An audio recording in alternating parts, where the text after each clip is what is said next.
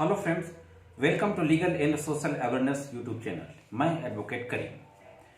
साथियों, जब से ये कोरोना एपेंडेमिक हिंदुस्तान के अंदर शुरू हुई तो लॉकडाउन के पीरियड में भी लगातार हमें ये घटनाएं देखने को आ रही हैं कि डॉक्टरों के खिलाफ, स्वास्थ्य कर्मियों के खिलाफ, यहाँ तक कि पुलिस अधिकारियों के खिलाफ भी कई जगहों पर हमले किए जा रहे हैं। इंदौर से लेके मुरादाबाद, फिरोजाबाद, बिहार का औरंगाबाद और पंजाब, कई जगह पे ऐसे घटनाएं हुई हैं जहां पे स्वास्थ्य कर्मियों के ऊपर हमले हो रहे हैं, डॉक्टरों के ऊपर हमले हो रहे हैं। डॉक्टरों और स्वास्थ्य कर्मियों के ऊपर लगातार हो रहे हमलों को देखते हुए इंडियन मेडिकल एसोसिएशन ने विरोध प्रदर्शन करने का ऐलान किया। जब इंडियन मेडिकल एसोसिएशन ने विरोध प्रदर्शन करने का ऐलान किया तो मोदी सरकार ने गृह मंत्री को यह कमान सौंपी कि गृह मंत्री इंडियन मेडिकल एसोसिएशन के जो पदाधिकारी हैं, ऑफिस बेरर हैं, उनसे बात करें। और गृह मंत्री महोदय ने इंडियन मेडिकल एसोसिएशन के लोगों से बातचीत की और उनको उनकी सुरक्षा का, उनकी जान की सुरक्षा का, उनकी संपत्ति की सुरक्षा का भरोसा दिलाया। दोस्तों, इस तरीके की भी घटनाएं सामने आ रही थी कि जो हमारे स्वास्थ्य कर्मी और डॉक्टर कहीं पर किराए का मकान लेकर रह रहे हैं तो वहां मकान मालिकों के द्वारा उनको मकान खाली करने के लिए भी दबाव बनाया जा रहा है। यहां तक कि कुछ ऐसी भी शर्मनाक घटनाएं आई कि पड़ोसियों के द्वारा और आसपास के लोगों के द्वारा डॉक्टरों के साथ मिसबिहेव किया गया और ये तक टिप्पणी की गई कि जो डॉक्टर्स हैं इनसे कोरोना फैल जाएगा। इस तरीके के अपमानजनक व्यवहार की घटनाएं भी सामने आई। जब गृह मंत्री महोदय ने इंडियन मेडिकल एसोसिएशन के लोगों को उनकी जान माल संपत्ति की सुरक्षा का भरोसा दिलाया, तब इंडियन मेडिकल एसोसिएशन के लोगों ने विरोध प्रदर्शन करने का जो उनका फैसला था उसको टाल दिया।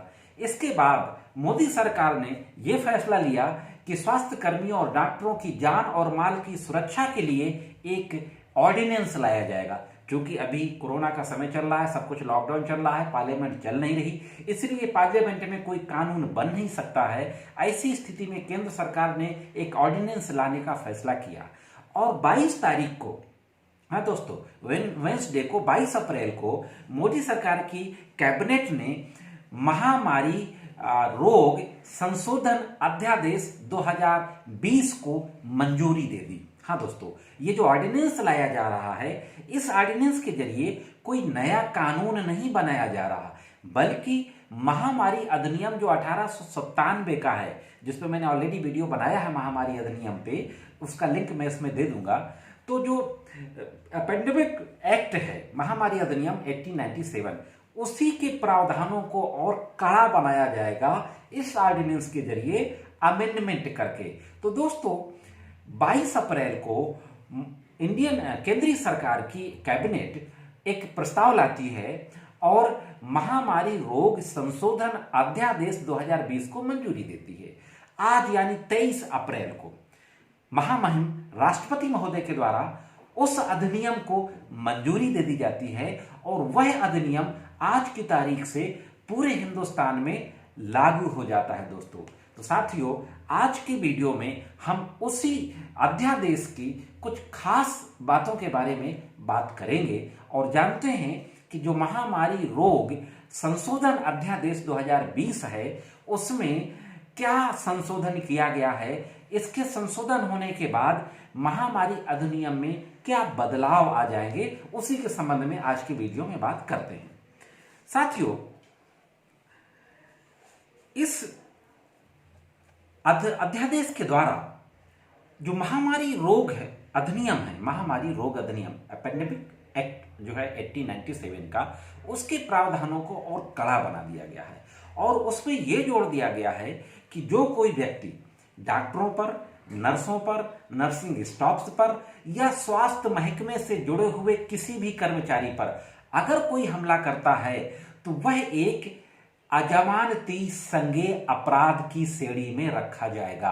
हाँ दोस्तों, इस तरीके के अब जो हमले होंगे वह अजमानती होंगे, नॉन बेलेबल होंगे, कॉग्निजेबल होंगे और उनमें सजा 3 महीने से लेकर 7 साल तक होगी। 2 कैटेगरी में सजा को डिवाइड किया गया है, मैं अभी उस पर डिटेल में बात करता हूं।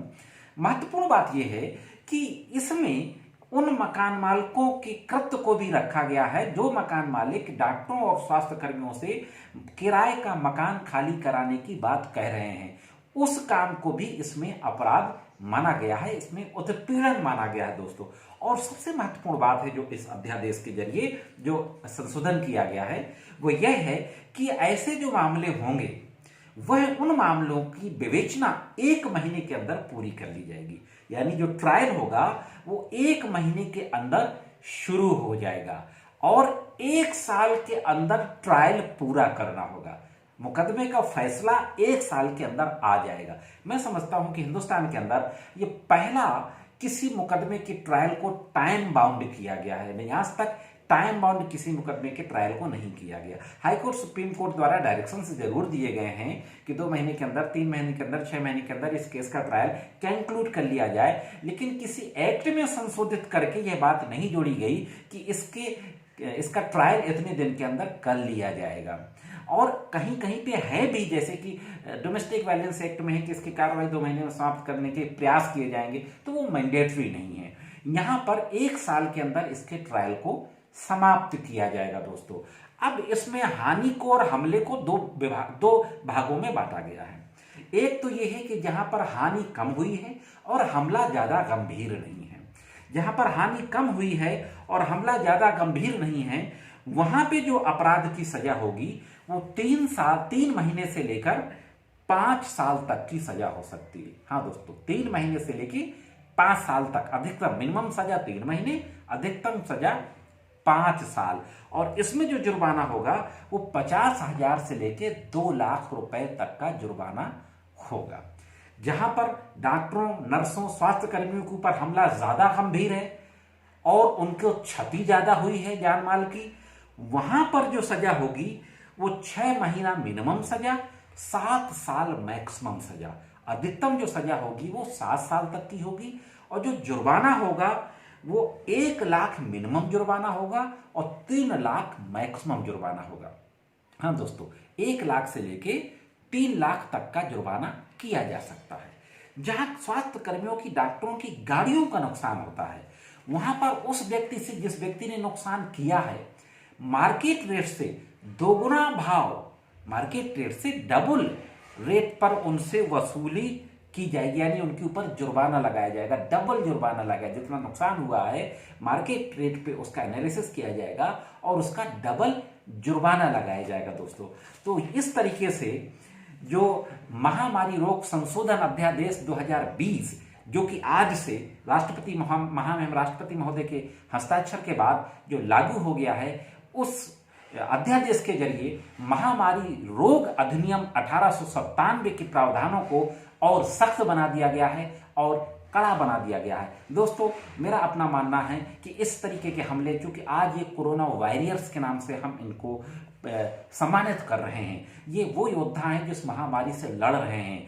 ये जो हमारे सीमा पे जो हमारे जवान जो लड़ते हैं, उस लड़ाई से कम ये लड़ाई नहीं है। ये भी अपनी जान को जोखिम में डाल के लड़ रहे हैं। ऐसे में हमारी एक जिम्मेदारी बनती है, हिंदुस्तान के हर एक व्यक्ति की जिम्मेदारी बनती है कि इनका सम्मान करें। इस तरीके की जहां भी घटनाएं हो रही हैं, बहुत ही शर्मनाक हैं, निंदनीय हैं और ऐसे घटना करने वाले लोगों के खिलाफ इससे भी ज्यादा सख्त कानून लाना चाहिए था भारत सरकार को, लेकिन फिर भी कानून को इतना सख्त बनाया काफी है।